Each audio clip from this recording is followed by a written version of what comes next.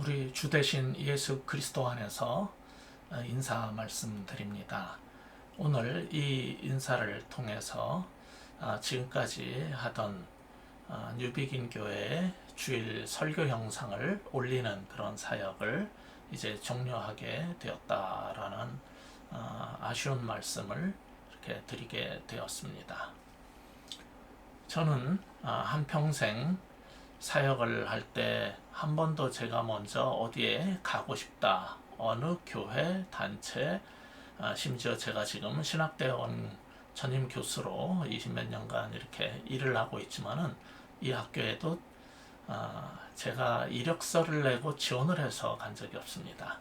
신학대학원에 재학 중 미국에서 고등 코넬 신학교를 다닐 때 전도사 생활을 하던 것도 저를 아는 사람들의 추천으로 한 교회 담임 목사님께서 그 교회에서 사역하면 어떻겠냐고 이렇게 제안을 해주셔서 시작을 하게 되었고, 또 한국의 한 교회 담임 목사로 나올 때도 미국의 어느 교회 목사님께서 한국에 있는 자신들이 개척한 교회에 담임으로 가줄 수 있겠냐고 제안을 해서 또 나오게 됐습니다. 지구촌 교회에서 사역을 할 때도 그쪽에서 요청이 있어서 이제 제가 기도하고 그것을 이제 결정을 하고 한 7, 8년간 사역을 했었고, 우리 백석대학교 신학대학원에서 사역을 할 때에도 아는 분이 그 교수로 강의를 요청해가지고 12학점 전임 교수랑 똑같은 분량의 그런 강의 전담 교수로서의 사역을 요청받아서 설교학 교수로 들어가서 사역을 하던 중, 또 제 수업을 듣던 그 학교의 교수 두 분이 설립자님을 찾아가서 김덕수 목사를 우리 학교의 전임 교수로 좀 이렇게 하는 게 어떻겠냐라고 해서 제가 불려가서 한참 제 얘기를 듣고 또 설득을 두어 차례 이렇게 들으면서 몇 달간 기도한 후에 교수 생활을 하게 되었던 것입니다. 교수 생활 중에 또 베이직 교회의 목사님과 조정민 목사님과 식사를 하면서 이렇게 이런저런 얘기를 하던 중 그 교회에서의 요청에 의해서 제가 그 교회에서 한 2년간 주일 설교 사역을 이제 같이 나눠서 한 적도 있습니다. 어떤 분들은 제가 그 교회에서 사역하고 싶어서 이력서를 냈다라고 그렇게 알고 있는데 아닙니다. 저는 한 번도 제 평생 전도사든 목회자로서의 사역이든 교수 사역이든 한 번도 제가 먼저 여기서 일하고 싶다라고 이력서를 제출하고 면접을 한 적이 없습니다. 이것은 왜 말씀드리냐면 제가 잘났다는 것이 아니라 저는 한평생 하나님께서 보내시는 곳에서 섬겼지, 거기서 얼마를 줄 것인지, 무슨 조건으로 할 것인지, 이런 것을 가지고 제가 어느 곳에 이력서를 내고 옮기거나 지원을 해서 요청을 하고 거기서 사역하고 싶다라고 해서 한 적이 없다는 것을 알려드리기 위함입니다. 지금 설교 사역하던 것을 그만두는 결정을 하게 된 것도 제가 어디서 다른 일을 하고 싶어서 원서를 내기 위해서 그만두거나 하는 게 아니라, 저는 한평생 하나님께서 인도하심에 따라서 아무 조건 없이 묻지 않고 거기서 시작을 했습니다. 그리고 그것에 필요하면은 여기 신학대학원도 마찬가지로 그러한 요청을 받고 기도하고 마감은 시간이 막 지난 상태였지만 이전에 강의 교수 할 때 냈던 서류로 우선 하고 추가 서류를 부족한 거를 제출하는 걸로 해서 그렇게 한 거고, 베이직 교회에서도 한 달인가 두 달 후에 제 집 주소라든지 아는 게 저에 대해서 교회에서 하나도 없지 않냐 그래가지고 제가 간단하게 한 장짜리 이력서를 갖다가 드리면서 교회 전산실에 그 교인 교족부에 등록을 해달라고 그렇게 제가 갖다 드린 적은 있지만은 들어가기 위해서 이력서를 내거나 먼저 제가 어디 가고 싶다고 해서 그렇게 결정한 것이 없다는 사실을 말씀드립니다. 베이직 교회에서 사역하던 것을 한 3, 4년 전에 그만두고 또 저는 이제 한 1년 이상을 어떤 사역을 교수 사역 외에 말씀 사역에 대한 요청을 어떤 식으로 하면 좋을까 했는데 몇 분들이 한 10여 명의 분들이 뭐 어느 때가 되면 같이 하자 그래가지고 싫다 그렇게 한 교회에서 나온 사람들이 우르르 몰려들어서 그런 건 하고 싶지 않다. 그래서 계속 기도하다가 제가 정한 시간에 정한 날짜에 그 제자들 몇 명하고 또 함께 섬기고 싶다는 몇 사람과 함께 뉴비긴 교회를 약 3, 4년 전에 시작하게 되었습니다. 그 소식을 듣고 그분들이 4월에 오겠다, 5월에 오겠다, 나는 할 일이 있어서 8월에 오겠다, 오실 필요 없다 그러는데 그분들이 한 10여 분이 그냥 첫 주에 이제 한 두세 분이, 그 다음 주에 한 7분이, 그리고 한 달쯤 안에 한 10여 분이 몰려들어가지고 또 교회를 한 적이 있지만은 그로 말미암아 여러 가지 어려움들이 생기고 해서 그곳에서 사역은 이제 그분들의 뜻에 맞는 목사님을 모시고 하시는 게 좋겠다 하면서 저는 아무 조건 없이 아무것도 요구하지 않고 그 전까지 제가 사례비 한 푼 받지 않고 사역했고 제가 모금한 돈으로 영상 장비라든지 모든 것들을 이렇게 또 악기 같은 것들, 음향 장비 이런 것들을 준비해서 했는데 다 그대로 놓고 조 목사님 모시고 하시는 게 좋겠다. 그리고 아무 조건 없이 나왔습니다. 그러나 계속적으로 왜 주일 설교가 올라가지 않느냐라는 문의와 또 계속 설교 사역을 해달라는 요청이 있었고 제자 가운데 어떤 사람은 장소도 얻어놓고 또 본인이 녹화 등 모든 것들을 편집해서 배워가지고 편집해서 영상 올리는 것까지 다 해줄 테니까 계속 설교 사역을 해주십사 해서 약 2년 전에 다시 설교 사역을 뉴비긴 교회라는 이름이 아니라 부활의 교회라는 이름으로 시작을 하게 된 것입니다. 그런데 예배를 시작한과 동시에 여러분이 아시는 것처럼 2년 전에 코로나19 사태가 시작되었고 새로운 교인을 이제 전도해서 데려오는 것이 곤란했어요. 그래서 처음에 시작했던 적은 숫자의 인원들이 최선을 다해서 섬기고 봉사하면서 주일 예배를 드리고 그것을 이제 녹화해서 그분들이 편집해서 올리는 방식으로 지금 설교 사역을 시작했던 것입니다.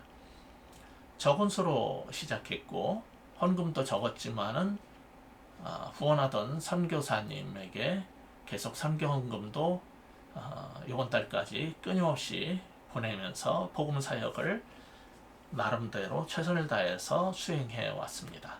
그럼에도 불구하고 교회를 유지하고 녹화 방송을 하려면 영상, 음향, 녹음, 편집, 장비와 헌신과 봉사는 물론이고 많은 것들을 필요로 했습니다. 매월 월세와 관리비 등 고정 지출도 있었지만은 코로나로 인해서 더 이상 전도에서 사람을 데려올 수 있는 상황도 안 되어서 몇 분의 11조와 헌금으로 버티다가 이제 한계에 도달하게 되었습니다. 설교 영상을 들으시는 분들은 많이 계시지만은 교회를 운영하고 사역을 끌어가는 물질과 섬김은 오롯이 출석하는 적은 수의 한 줌의 교인들의 몫이었지 영상만 보시는 분들이 책임져 주는 것은 아니지 않습니까? 여러 가지 힘든 일들이 2년여 가량 되면서 오랜 기도 후에 10월 말에 그래서 녹화하고 예배 드리면서 녹화하고 또 이렇게 섬기던 장소를 내놓게 되었고 11월에 모든 시설에서 철수를 했습니다. 그리고 제가 주중에 전임 사역을 하고 있는 신학대학원의 연구실과 제 집에서 설교를 녹화하고 제가 편집하고 이제 설교 방송을 올리는 일을 계속해 왔습니다. 제가 이 설교 사역을 그만두게 되는 것은 재정상의 문제와 현장 예배를 끌어갈 장소의 문제, 그리고 계속 2년 이상 계속되어가는 코로나 사태도 한 가지 이유지만은 더 큰 이유는 저의 은퇴와 관련된 것입니다. 요즘은 목회자의 은퇴 연령이 계속 상향되어서 65살에서 이제 70세로, 그리고 또 어떤 곳에서는 73세로, 제가 섬기는 백석교단 같은 경우는 예수교 장로의 백석 같은 경우는 75세까지 사역을 할 수 있도록 그렇게 상향 조정되고 있습니다. 그러나 대학 교수는 여전히 만 65세까지 일을 할 수 있습니다. 이제 그래서 저는 한 1년여만 더 하면은 저의 중장년 시절을 쏟아본 신대원의 교수 생활을 은퇴하게 됩니다.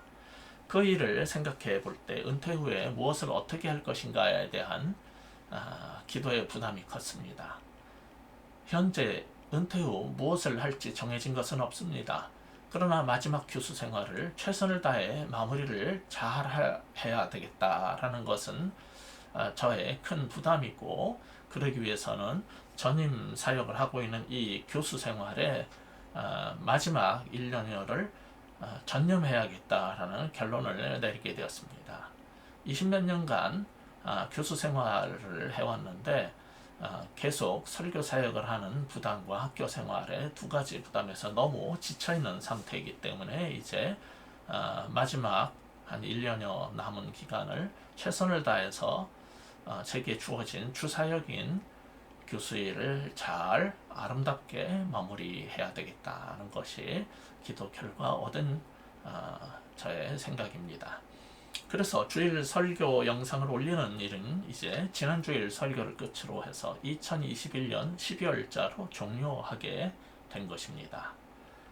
혹자는 설교 영상에 대한 아쉬움을 계속 이야기합니다. 특히 해외 선교지나 지방에 계신 분들은 말씀 공급이 어렵기 때문에 계속 이 설교 영상을 올려줬으면 좋겠다라는 말씀을 계속 해왔어요. 뿐만 아니라 이 설교를 통해서 교인들은 물론이고 목회자들조차 이제 새 힘을 얻고 새롭게 변화되고 회개하고 바뀌었다는 소식, 그리고 저희 교인들에게 이제 금년 12월까지만 설교 사역을 한다고 했던 그 주간에도 또 어떤 분이 전화를 해 오셔가지고 그 교회에 출석하고 싶은데 장소 위치가 어디냐 이런 것들을 문의했다는 얘기도 들었습니다. 그러나 이 말씀 공급에 대해서는 이제 유튜브나 여러 곳을 통해서 좋은 설교와 좋은 가르침을 여러분이 많이 찾으실 수 있으리라 생각합니다. 제가 그동안 설교했고 강의했던 것도 유튜브에서만 수백 개가 올라가 있으니까 그것을 지난 것이라도 되새겨 보시고 곱씹어 보시면은 이미 들었던 곳에서도 오늘 다시 들을 때 새롭게 깨닫고 배울 수 있는 것이 있으리라고 생각합니다. 특히 요한계시록 강해 설교, 사도행전 강해 설교 같은 것들을 통해서 저는 특별 강해의 모범을 보이려고 했습니다. 전통적인 연역적 강해 설교가 아닌 귀납적 강해 설교가 무엇인지를 연구해 보시고 그런 측면에서 들어보시면 전통적 설교랑 다른 것이 있다는 것을 여러분이 발견하고 배울 수 있을 것입니다. 뿐만 아니라 여러 교회에서 가장 많이 이상한 설교를 하는 부분 중에 하나가 창세기 초반부인데 창조에 관한 설교입니다. 그 부분도 성경신학적인 입장에서 구약신학적인 입장에서 창세기의 신학 입장에서 창세기 초반부의 내용을 제대로 강의하려고 나름 기도하면서 준비해서 설교를 했었고, 또한 이 구약부터 신약까지 성경 전체를 끌어가는 구속사의 출발이 되고 근거가 되는 게 출애굽기의 초반부입니다. 그래서 출애굽기 전체지만은 저희가 출애굽기 초반부라도 그것이 어떻게 시작되고 어떤 배경에서 나가는 신학적 흐름인가를 보여주기 위해서 출애굽기 강해도 했었습니다. 뿐만 아니라 우리 한국교회에 만연한 율법과 복음과의 관계에 대한 오해를 바로잡기 위해서 신명기 강해도 했었는데, 그런 것들을 꼭 다시 되새겨 보시면은 무엇인가 그래도 배울 수 있는 것이 있으리라 생각합니다. 저는 일반 교인들의 입장에서 구원받는 믿음이란 무엇인지에 대해서도 10주간 설교를 시리즈 주제 설교를 한 적이 있었고요. 성도의 경건 생활, 성도의 물질관 같은 특정 주제에 대한 시리즈 강의 설교를 한 것도 있으니까 그런 것을 잘 찾아서 들어보시면 여러분의 신앙생활에 분명히 도움이 되리라고 생각합니다. 물론 이렇게 설교 사역을 이제 종료하게 된다는 말씀을 드릴 때 여러분도 그렇지만 저에게도 아쉬운 면이 없지 않습니다.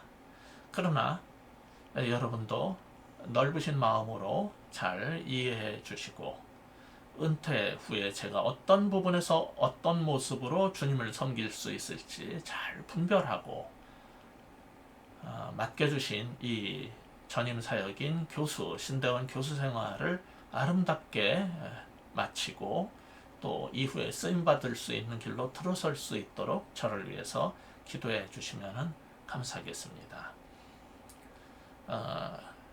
코로나19로서 힘들고 어려운 상황에서 뉴비긴 교회를 위해서 섬겨주신 성도 여러분께 먼저 감사를 드리고 그분들의 헌신 때문에 지금까지 이렇게 해올 수 있었다는 사실에 저는 다시 한번 감사한 마음을 표합니다. 뿐만 아니라 우리 교회 출석하지는 못했어도 외곽에서 기도해 주시고 여러모로 도와주신 분들께 모두 감사의 인사를 드립니다. 2021년 다사다난했고 힘들고 어려운 시기였지만은 잘 이겨내신 여러분에게 하나님께서 은혜를 베푸셔서 2022년에는 더 좋은 길로, 더 아름다운 길로, 더 복된 길로 이끌어 주실 줄 저는 믿습니다. 그래서 능하신 하나님의 오른손에 여러분을 맡기며 이렇게 지금까지 감사히 진행할 수 있었던 뉴비긴 교회에서의 주일 설교 사역을 이제 이것으로 마무리하려고 합니다. 그간 감사했습니다. 고마웠습니다. 그리고 하나님의 은혜 베푸심에 대해 잊을 수 없고 다시 한번 감사를 드립니다. 여러분 주 안에서 평안하시기 바랍니다. 또 다른 모습으로 또 몇 년 후 다시 은퇴 후에 다시 뵐 수 있기를 바랍니다. 샬롬. 평안하세요.